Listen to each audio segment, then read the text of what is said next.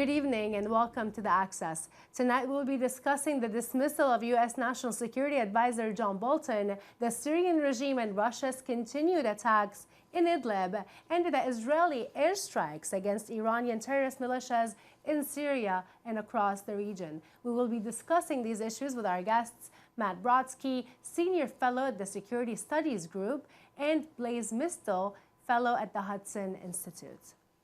Thank you so much both for joining us today.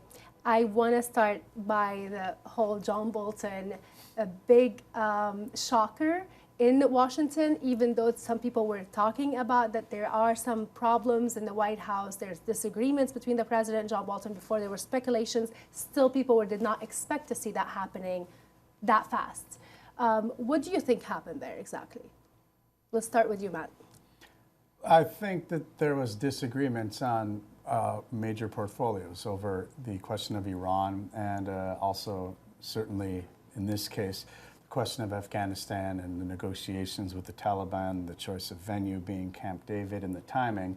I think those were areas that John Bolton has really had a strong hand. He of course is more hawkish than President Trump has been.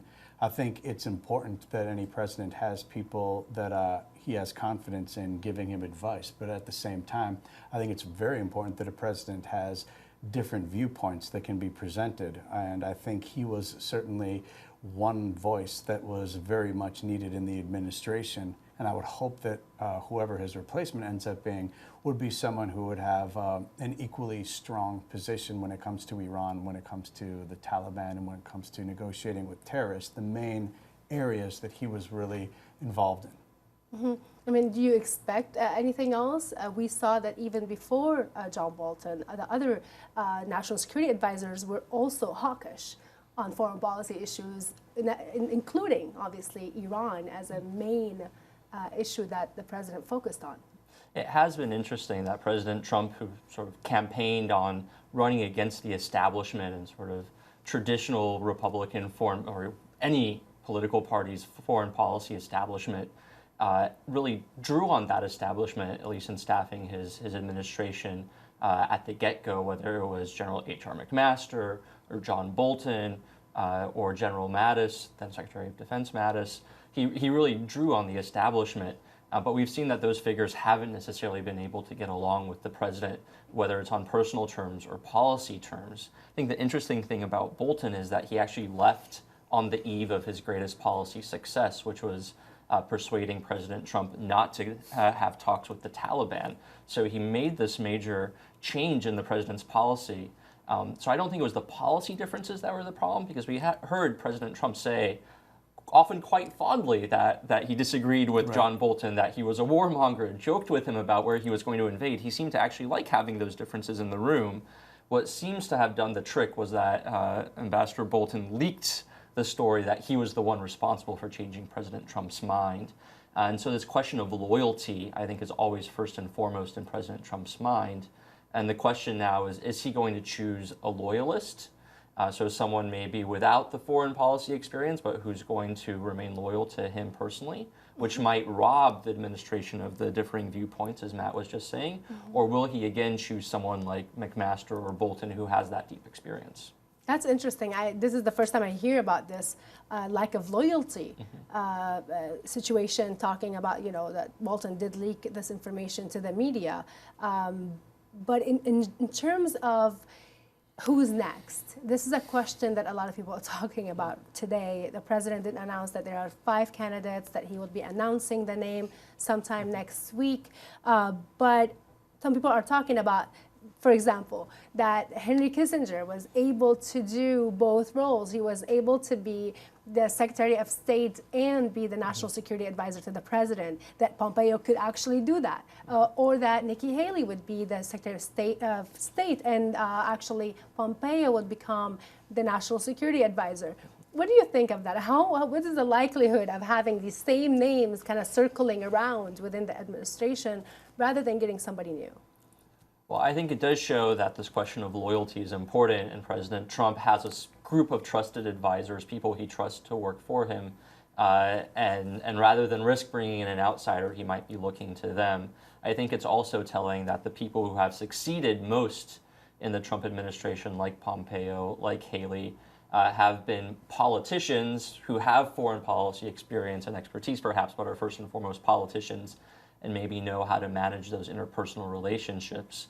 I don't know who it's going to be, but again, the range of names that we've heard, from Pompeo and Haley to Brian Hook, who runs Iran policy, to people who are more TV commentators than foreign policy experts, shows that what President Trump is looking for in a national security advisor is still sort of an open question. We don't really know what he wants out of this position, or even what policy positions he wants that person to hold. So it will be very interesting to see who he chooses. Do you anticipate us seeing a detour, a turn in the positions that this president has been taking on files or issues like Iran, given the firing of Bolton? I think it depends. Look, the fact is, you've had, from a political standpoint, President Trump has been really working to bolster his base from the beginning. He's not been reaching out across the aisle, and he's thinking in terms of what it's going to look like for him when it's re-election time next November. Now, by taking out someone like Bolton, and if he were then replaced with someone who is then very soft on Iran, very soft on Afghanistan, he's then going to be essentially firing shots at a significant portion of his base, because however Republicans would like to characterize it, there was, in fact, an internal form of a civil war within Republicans with the Trump movement that came out versus neocons and people who believed, like John Bolton, people who believed it's Nikki Haley's type of viewpoint, actually also a Marco Rubio viewpoint. There was an internal struggle, which incidentally Democrats are going to be going through at the same time. The reason I say that's important is because President Trump is someone who consistently is looking for what the reaction is going to be. And so when he has such a wide swath of candidates, essentially, who we could pick from, he's trying to see exactly what Congress and what people are going to be telling him. Are they going to be saying, oh, well, if you're getting rid of Bolton, you need someone like Nikki Haley, which is very much the same type of viewpoints? Well, then he's hearing that. If he's hearing, no, you need a Rand Paul isolationist, I think that would be an absolutely horrible decision. But if he could get away with that and he thinks that that's what he needs, he might choose that. I think he bases a lot of that on what reaction he's going to get. You know, I think you mentioned a very important point, Matt, and I wanted to ask you about that, Blaise, is that this president is going through the election cycle. I mean, we're seeing the start of that, and we're talking about the 2020 next year. We're going to see that election take place. John Bolton was one of those names that people said that might make or actually make President Trump lose votes. That was the speculation from people, even though, as Matt mentioned, people in the base as the support of President Trump are hawkish on Iran. Can I tell you why that's a wrong assumption? Yeah, go ahead. Okay. I want to hear that. Completely erroneous. Yes, please. The people who voted for Trump and are absolutely, this is their guy, and it didn't matter really much about the policy, this or that. They like him and don't like the neocons. There's no one to the right of them. Okay? There's not. There's no other version. There is only Trump, okay? If you are part of the little bit to the left of Trump, then there are part of what has been called never-Trumpers, people who are Republican who've decided, you know what, I throw up my hands, I can't deal with that anymore. Those are the people that the president would need to be actually worried about deciding, you know what, I'm just not going to show up. I'm not going to the polls today. I just can't bring myself to do it. Those who voted for Trump because they love Trump all along, who else are they going to? They don't have an option. They're going to go vote for him. It's the worry, I think, is to the left of him. To the left, to the traditional Republicans who are probably in favor of John Bolton. Is that what you're saying? That they prefer John Bolton to other national security advisor options? The traditional Republican form of foreign policy, at least for the last decade, had been more along the lines of John Bolton. And right, so those are the people who he might lose. And who lost, incidentally, the inter-Republican civil war in the past few years when Trumpism essentially replaced what was normal conservative Republican politics. What do you think, Blaise? I think it's really interesting, the this war within the parties on foreign policy, because it's really differences within the parties. There's interventionist Republicans and Democrats, isolationist Republicans and isolationist Democrats, is, I think, a major feature of American politics. The interesting thing is the two major foreign policy positions that President Trump took in his election tried to reconcile those two positions. He said, I will tear up the nuclear deal. So he played to the hawk base, and I will end these endless wars. So he played to the isolationist base. And he tried to have it both ways. And the way he reconciled it is by saying, I will pursue aggressive diplomacy, right? I will strike a deal, but I will do it in such a way that will actually be a good deal. He's now facing the dissonance of those two positions. He can no longer reconcile them, right? So he's getting to the point where ending endless wars means pulling out of Afghanistan without having secured a peace there, and it means striking a deal with Iran if he wants a deal before the election that's going to look a lot like the Obama JCPOA. And so he now has to decide, as Matt was saying, which of those two bases does he play to? And I think partly because he's going to be facing a bunch of peacenik Democrats, and partly because I think that the end the endless wars part of the Republican Party is growing stronger. He's probably going to try to appease them and pick someone who doesn't represent the more hawkish views of John Bolton.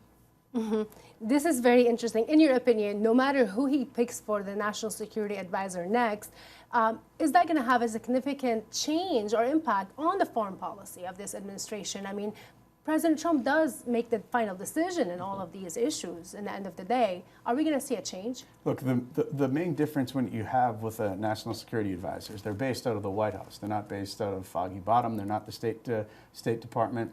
They're not sent traditionally to fly around the world for the majority of the time. So the last person's advice you're going to hear often is going to come, if you're president, it's going to be coming from the national security advisor. So that's extremely important. At the same time, we should also recall the national security advisor or any in the foreign policy team can really move the president when it comes to a little change around the edges of policy. In fact, Nikki Haley, who I brought up, who had a very much similar type of viewpoint as Bolton, was out in front of the administration and the State Department, in fact, when it comes to Syria, when it comes to Iran, when it came to a whole host of issues. But if you notice, she was able to leave on her own terms and is now thought of quite wonderfully, even by the people to the further right, the further Trump isolationist Republican wing, still, by and large, think of her in that way.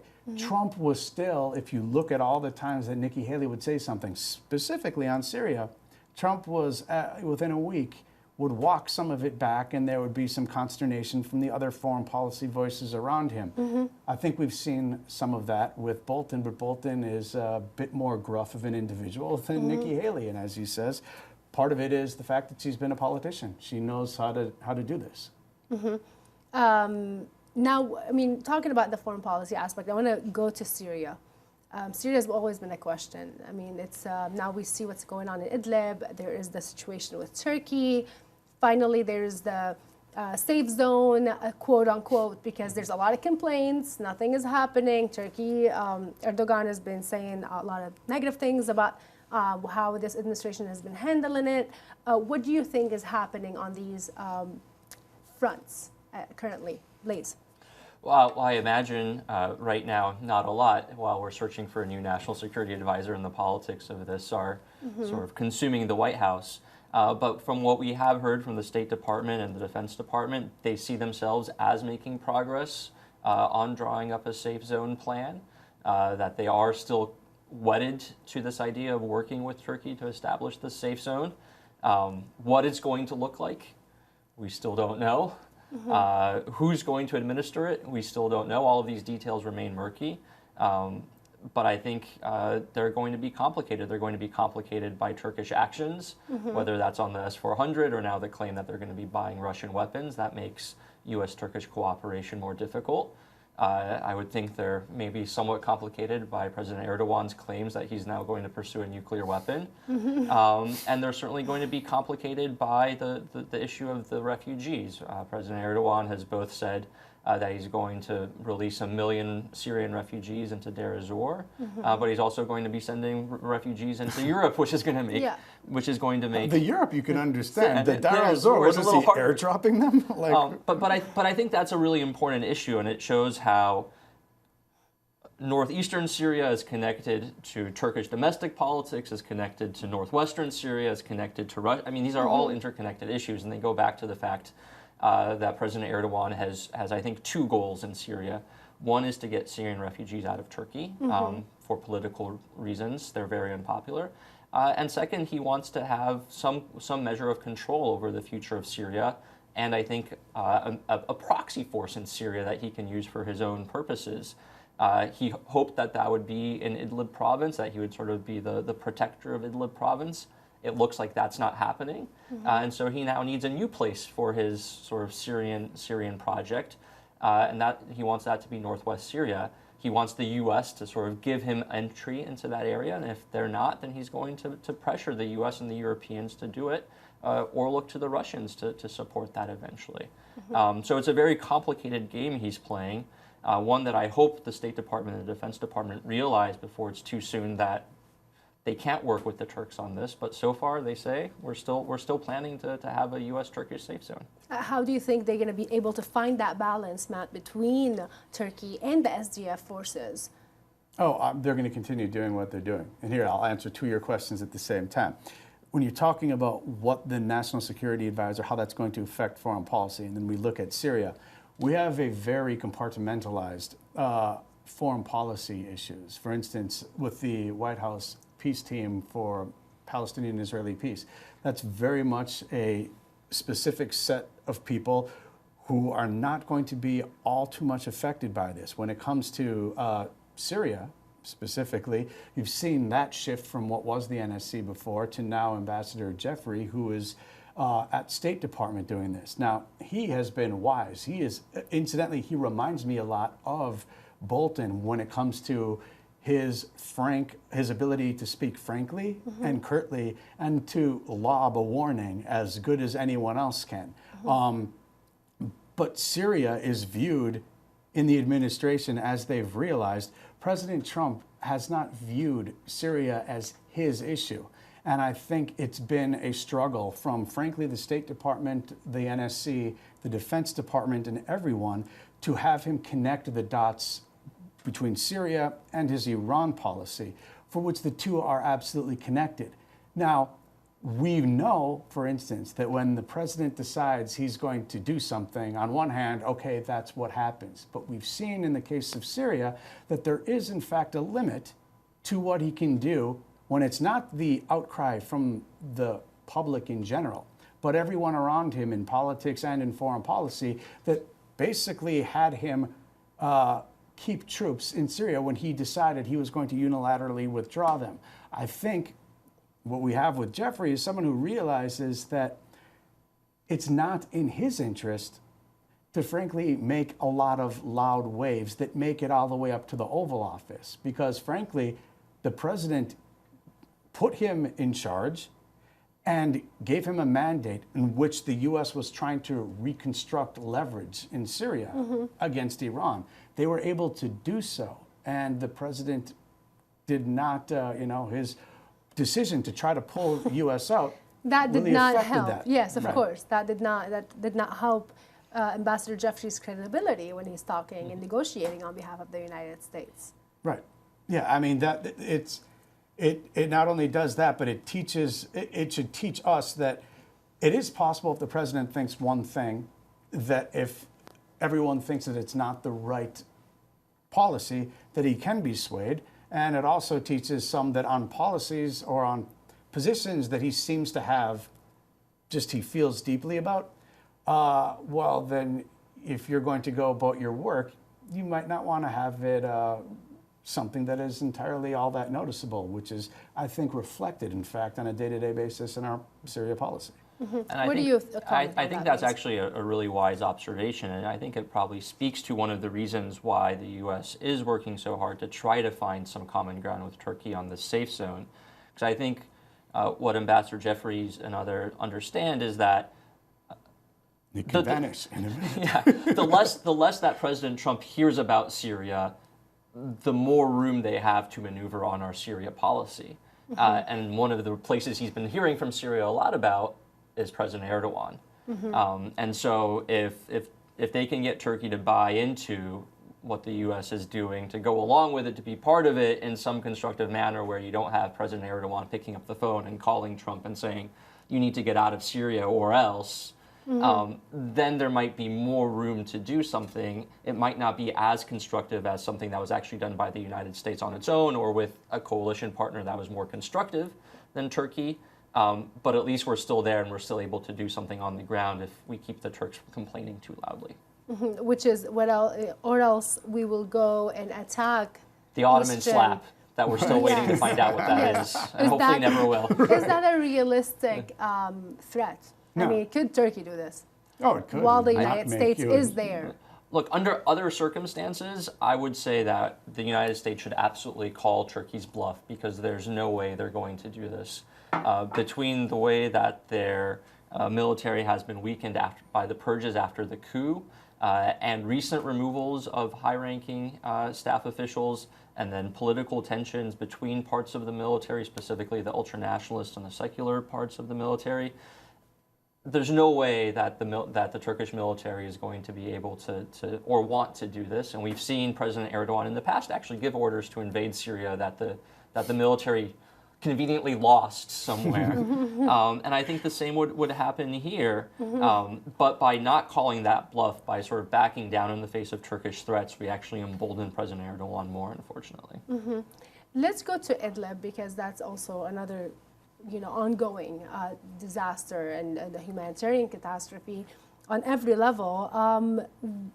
How much more can Russia do to capture that city? I mean, are we talking about Russia basically trying to take it apart bit by bit, which is the strategy it's been using in other parts of Syria and in other countries when they invade a place? Look, Russia, let's recall, heard from Iran that this was going to be a 3-month adventure into when it got involved in September 2015.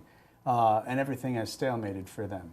Putin, however, is frankly a much smarter politician and negotiator than Erdogan is. Erdogan is more of a jump first and then see if there's water in the pool type of person. So Erdogan is going to continue to get played by Russia while Erdogan thinks at least he's getting back at the United States by shifting over to them. So Russia, if you just look in the past week or so, Russia is selling one thing to Erdogan and then giving him something else, which is far less than Erdogan wants. Ice cream. We'll take the Syrian Arab army out of Khan Sheikhoun, right?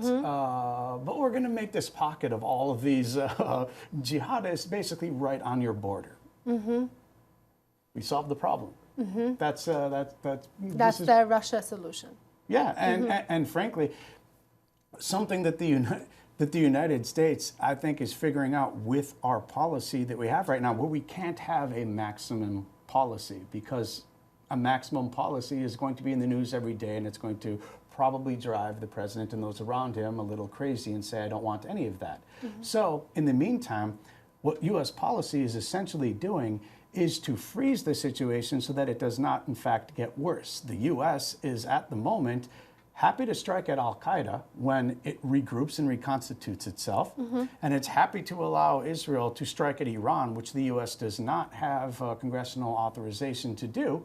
So it can allow that. It can help with targeting in that regard and think to itself, the U.S. will think to itself, thankfully, someone is hitting Iran. And when it comes to Idlib, this is something the United States isn't going to really... I never thought the U.S. was going to go in there and try to take ownership of it because the position is essentially it's a mess that Russia and Turkey have to deal with. And to the extent that the two of them are going to be butting heads over this issue, the United States gets to sit back. It's unfortunately from a humanitarian perspective, but they get to sit back and say, see what it is with it. It's your problem. Why do we need to deal with it? I mean, obviously, Turkey, as Matt mentioned, is not really getting anything from Russia. Russia is getting its way, and we're continuing to see the same scenario happening there. What do you anticipate coming out of Idlib? Well, Turkey is getting sort of a weak ceasefire here, a couple months there, so it's getting very slow concessions, and I think that's part of the Russian strategy, rather than a blitzkrieg where they sort of take all of Idlib at once, which they could do, but I think would both be somewhat of a PR disaster for them because there would be more scenes of human misery, more civilian deaths. They do it piece by piece, sort of slightly more quietly, less carnage to be seen on TV, and also they can sort of adjust the pace if they need to do a favor to Turkey to get them to buy some more weapons from them, they'll do that. If they need Which to is speed, just buy some time. exactly. If they need to speed things up a little, they can do that. So I do think this is part of the strategy of pulling Turkey into Russia's orbit, making them even more dependent on Russia to accomplish anything that they want in the region. And in essentially the same way that Turkey is trying to blackmail Europe with Syrian refugees, Russia is now doing the same thing to Turkey with the Idlib offensive, right? Because the faster the Idlib offensive goes, the more there's going to be refugees trying to get into Turkey, which Erdogan doesn't want right now. So it's all part of, I think, this effort to keep Turkey within Russian control. What happens? I mean, you want to say something, Matt? I was going to say, I would suggest this as a marketing strategy for President Trump. He can say, instead of "I don't want to be in Syria," he could say, "Look at how brilliant I am. With a few hundred troops and a big American flag on the top of Humvees that come driving around, I was able to get a lot of leverage right now to basically camp out on top of the hydrocarbon area that Russia and Iran have been sitting there and waiting to get, because this is what Assad has sold to the mercenaries in order to take over those areas from ISIS." He's been able to have all kinds of leverage at this moment with the minimal U.S. commitment on the backs of a lot of Kurdish fighters and Arab fighters who've been doing the fighting on the ground for us. He could be calling this the smart war, because it's not over 100,000 troops like G.W. Bush, our president, put into Iraq. It's not the Colin Powell doctrine of if you break it, you buy it. Syria is already broken. And he could say, in the meantime, our adversaries are not able to make any gains. And that's all with the most minimal amount of effort that the United States is putting in. And we took the oil. And exactly. But the United States did not take the oil. Let's be clear on they're that. camped on top of it, but SDF can it's show something that. he could certainly say. And then there's a lot of, that who's being, Exactly. We you know, took the buying oil the oil from him, right? from them. Assad, Right, yeah. yes, from We're and not allowing Iran. them. Yeah. Exactly. The other question that comes up a lot is that what happens to these civilians in Syria? We're talking about millions of civilians. Where would they go? And how much could the United States take of empowerment that we're seeing to Al-Qaeda? I mean, Al-Qaeda is becoming stronger by the minute as this human hemorrhage keeps happening. Look, that's really the quick reminder that the U.S. keeps delivering to Russia and Turkey as they do their little dance, is to drop a few bombs on Al-Qaeda leadership every couple of months or so, and just to say, guys, we have our limits. Yeah, I mean, it's really hard to imagine where the 4+ million Syrian refugees in Turkey, all the refugees in Jordan spread out throughout the rest of the region in Europe, it's hard to imagine them going back to Syria if what comes out of this is something like the Astana process and a Russia-Iran Turkey's deal political settlement. And yet Erdogan desperately needs those refugees to leave. I mean, Jordan can't sustain their refugee populations much longer. And I mean, I don't know, as you were joking, are they going to airdrop refugees into Deir ez-Zor? I don't know, but you could imagine that Erdogan at one point is going to have to start forcibly removing Syrians, Sunni Arabs, because he can't tolerate it, and they're not going to want to go back. So where are they going to go? I think where are they going to go? I think it is a major. I think it is a major disaster. Let alone the fact that we're not able to deal with the tens of thousands of sort of Daesh prisoners that are being held in SDF and Yes. Iraqi prisons. The small numbers of Europeans that are in those camps that Europeans don't want to take back, but they also don't want to commit troops to patrolling SDF territories and helping support those. So I do think you're seeing the ground seated not just for Daesh 2.0, but something much bigger than we've seen in the last 20 years, just a much greater spread of desperation and extremism. Mm-hmm. So, I mean, this is a very dark point that we're talking about. I do want to go back to the inside of Syria. We're also seeing that there is a collapse of the lira, the Syrian pound, and this is not. Nobody is seeing a light in the end of the tunnel in terms of the Assad regime getting the economical support that it needs to survive, given that Iran is in a lot of distress over its sanctions, and Russia doesn't really offer much. Russia actually wants money, if it could get any money.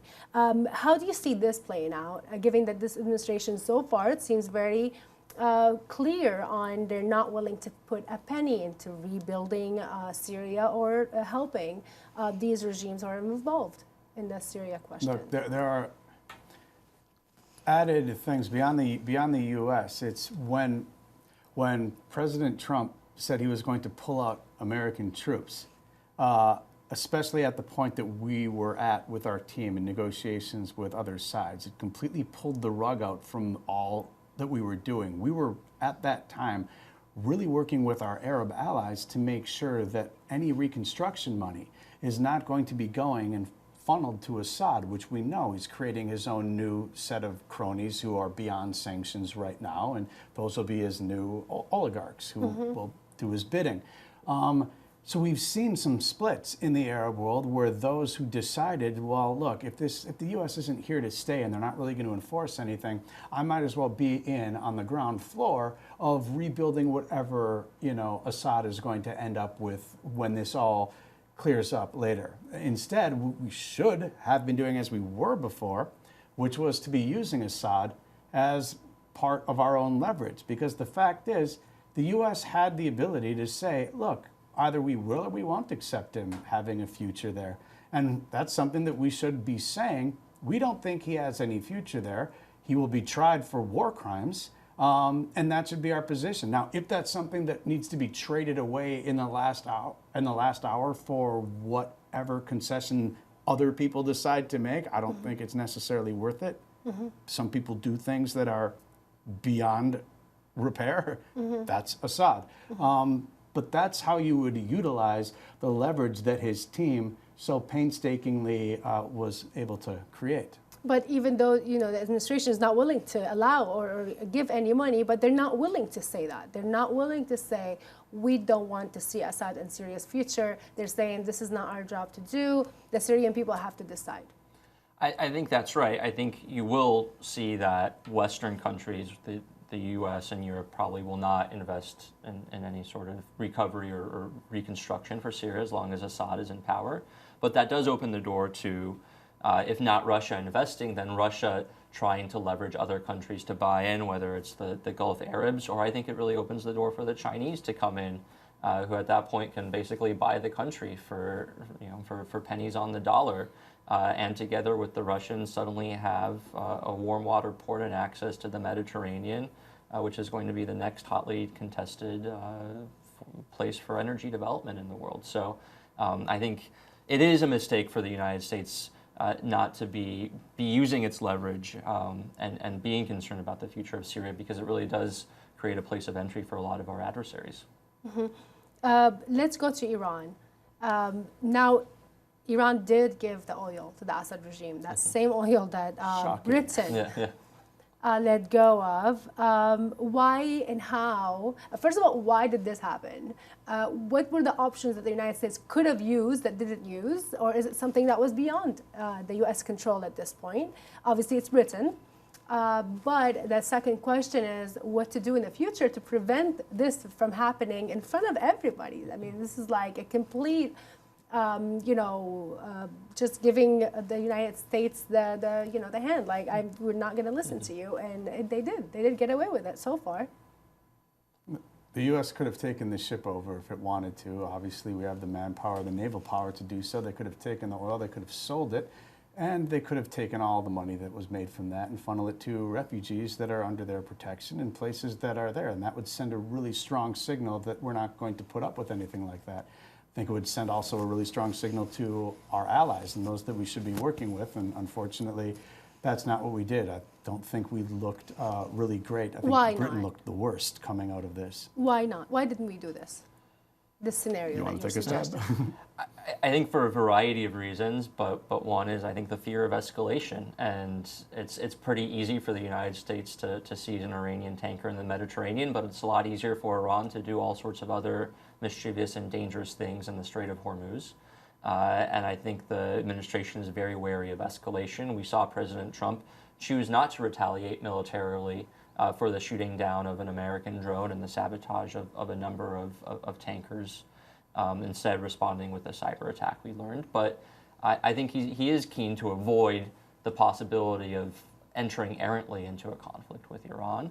But I think the other part of it is that we've gotten to this unfortunate situation where America's European allies are willing to trust Iran when it says, no, we're not going to sell this oil to Syria, more than it is willing to trust the Americans, which is, I think, part of the challenge that we now have. The United States can do a lot unilaterally when it comes to economic sanctions, but when it comes to political and diplomatic and military pressure, it does need its allies standing behind it.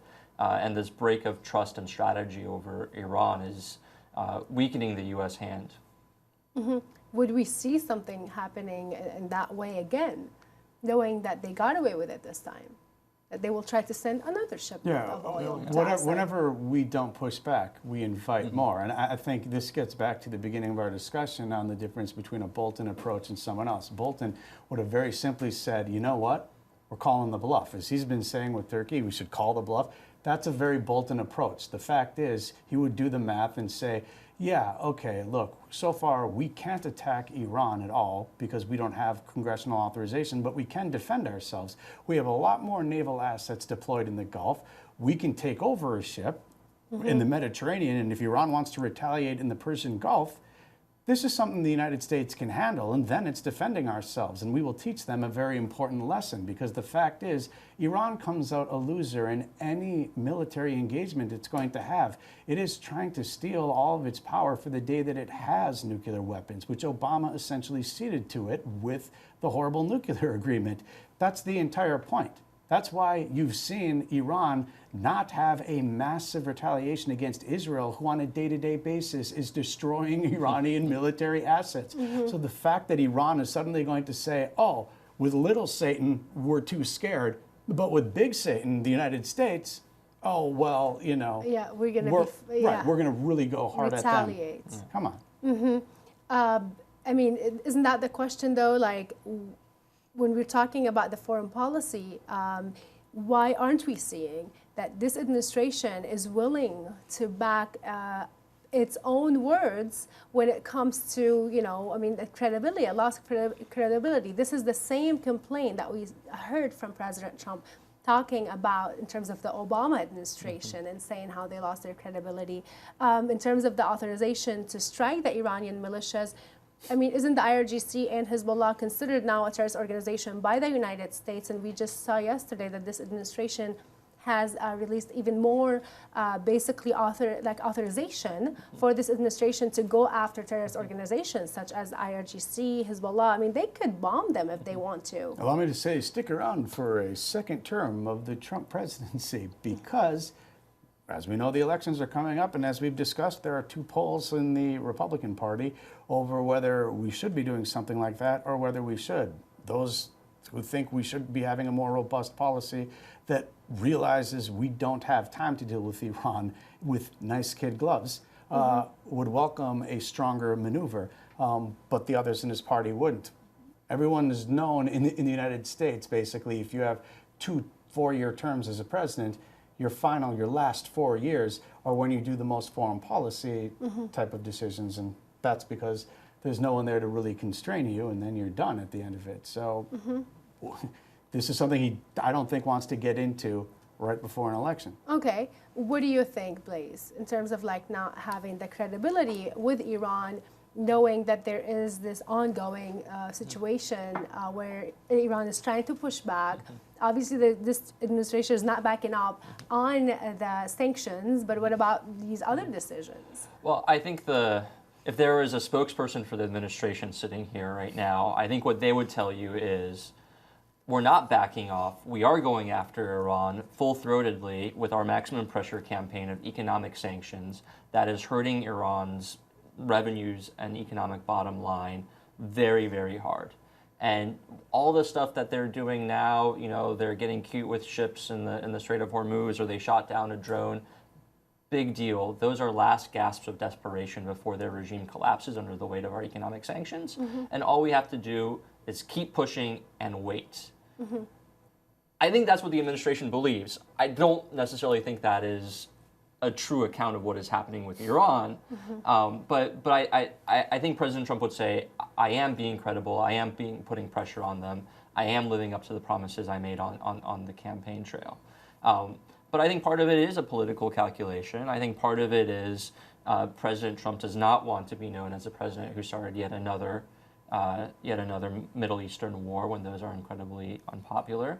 But I also think there's a bit of a lack of imagination for some reasons in our foreign policy establishments. You don't have to take over a ship. Propellers can stop working all of a sudden in the middle of the ocean and they don't get to Syria.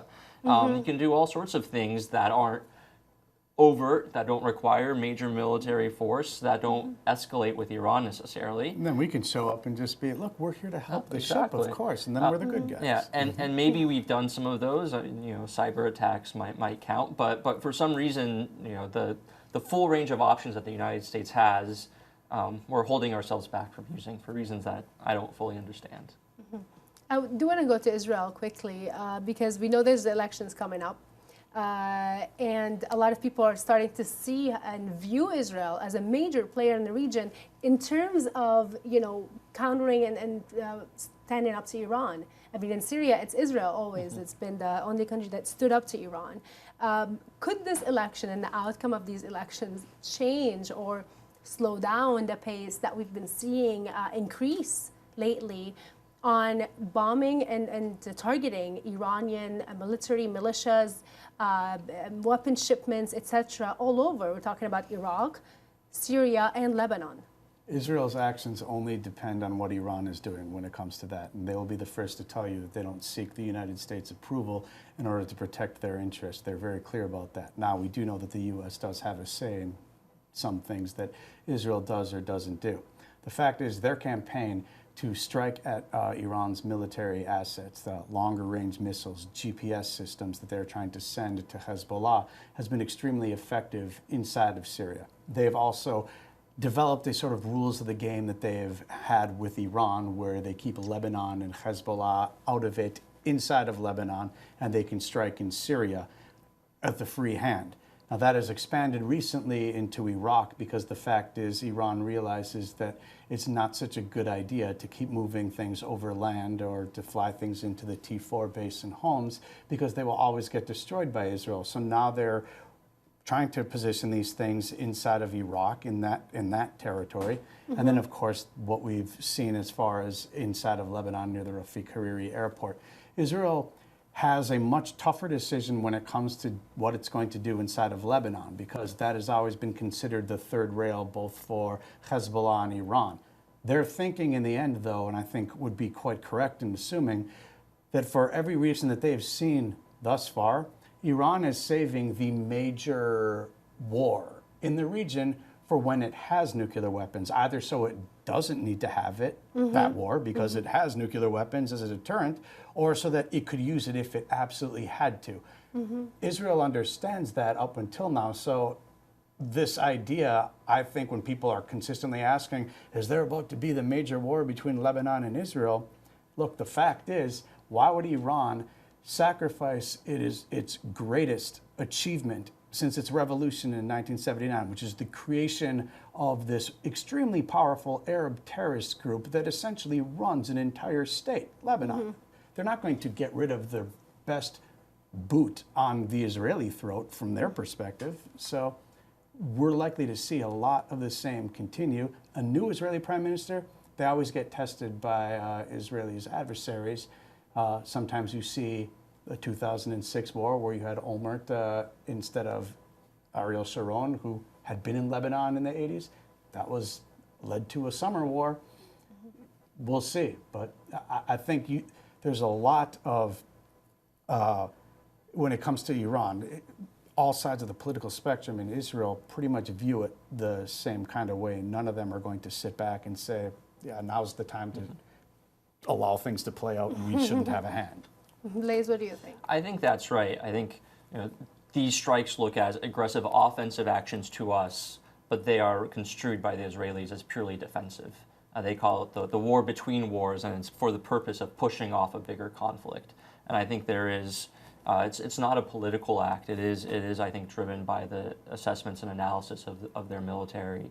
And so it's likely something that's going to continue, also because the election is really about domestic political issues, or also including how to deal with the Palestinians and the peace process, but it's not really about foreign policy issues. So I don't think there's going to be a major change in either policy or military strategy when it comes to dealing with this threat. Mm-hmm. Lastly, it's the nuclear situation in Iran. I mean, now they're enriching uranium at a higher pace. They're threatening the United States and Israel and the world with that. What is the solution? What is the final solution for this big The solution question? right now, and this has to be done before, Trump is being undermined by people to his left in the Democratic Party who all said that if they're elected, they're going to get back in the deal. Europe still believes that this deal, which is so manifestly does not work, and we've seen this every day now from the IAEA with the new report based on Israeli intelligence. It's time to kill the deal in its entirety. That is to go to the UN, invoke the snapback sanctions that puts back all the UN resolutions. It declares Iran's nuclear program as illegal. That's literally the wipe all the cards off the table. Now, you then have to build something in its place, and the administration has to be prepared to do that. But the worst thing that could happen is Trump loses the election, and the deal can just be tied back together, and then everyone can play with the same fiction that they have, that the deal somehow works. It does not. It's a disaster. Mm-hmm. Very important. What do you think, Blaise? I would add to that what we've been talking about in previous parts of our conversation, which is the economic sanctions that President Trump is pursuing have to be coupled with military pressure against Iran on the ground. And that has to include a stronger presence in Syria. That has to include a political and a military strategy in Iraq to try to limit the power of the Hashd al-Shaabi. It has to include, as Brian Hook wrote up this week in an op-ed in the Wall Street Journal, trying to limit Iranian influence in Yemen. And it has to include a stronger presence along the Strait of Hormuz and in the Persian Gulf. Without those things, without Iran feeling like it actually has something to lose, they're going to keep playing the same game they've been playing. Thank you so much, both. That was a great discussion. Love to have you again in the future. Thanks for having us. Thank you. That was it for tonight's episode. Thank you for watching. Good night.